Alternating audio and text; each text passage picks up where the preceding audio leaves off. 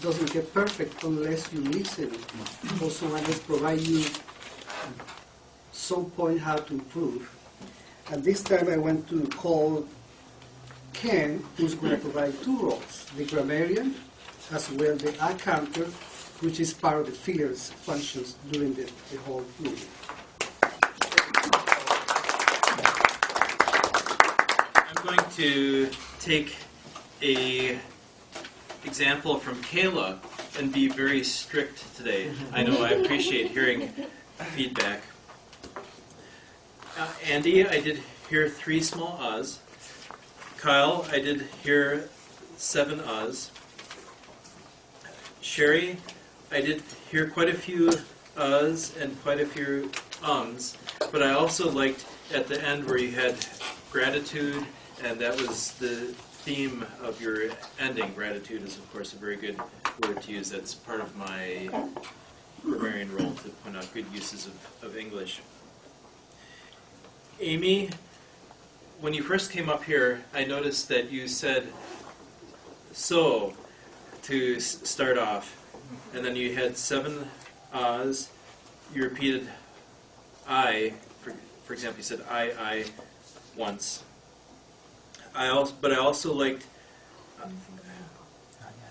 a lot of your phrases. For example, in summary, I talked about my vision as VP of PR. That was a very strong conclusion. I really like that use of the English language. Tim, there were quite a few ahs, and there was 10 ums, 1 okay. I did like your use of the phew. That really got a good reaction out of the audience after you said that one phrase.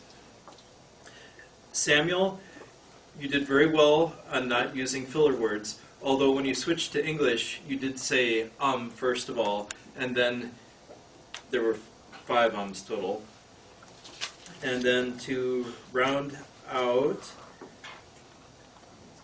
Michael, you had a very great start. However, I did hear some 4 ums, 4 ahs, and I heard a lot of repeated words. For example, and, or and, and there's 1 yeah. Elliot, as always, very good, except for I did hear some repeated words. The, and, to. 我是姐爸. I did like your use of English when you said, did the visual aid support the point that Amy was trying to get across? And you said, absolutely. That really added some punch to it.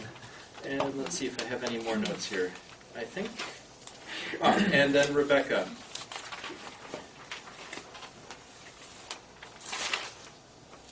As evaluator, you had 5 ahs, 2 ums, 1 you know, and then 1 cuz. And in everyday speech, we always say cuz of this, cuz of that, but it sounds a little bit more formal if you say because when you're in front of a group. And that is my report, so thank you very much. Timer report too? Yeah. Sorry, I thought you had a timer roll also. Oh, sorry. And this club would like to innovate. So you see right now the grammarian role in English. Right now I'm going to see the other side, in Mandarin. And we established a new role we call the Tone Master. Let me introduce Jody to provide the evaluation about the Mandarin language, please. Thank you. Okay, go for it. Thank you, everybody. First time to be a tone master, and interesting enough, my first name in Chinese is Tong. So first I mastered this Tong. Okay. First of all, I have to apologize to Sherry. I'm too involved into your speech. So at the very end of the speech, I was like, oh shit, I'm supposed to listen to Miss Chao in Chinese. But I forgot that, so I apologize. But I was very into your speech, and it's really good speech. And Amy, just a couple things. 中文, and it's not 中文. So it's very typical from south of China. It's the Z and the ZH. So same thing like 是, not 是, and it's 知道, not 知道. Tim. No. Congratulations. Actually, although you said you're worried about your intonation, but I'm actually quite amazed by your speech and how well you already mastered Chinese language. That's very encouraging because you said you practiced only like 1 or 2 hours per week, per day. Yeah. So that's very encouraging. And also, actually, one way to test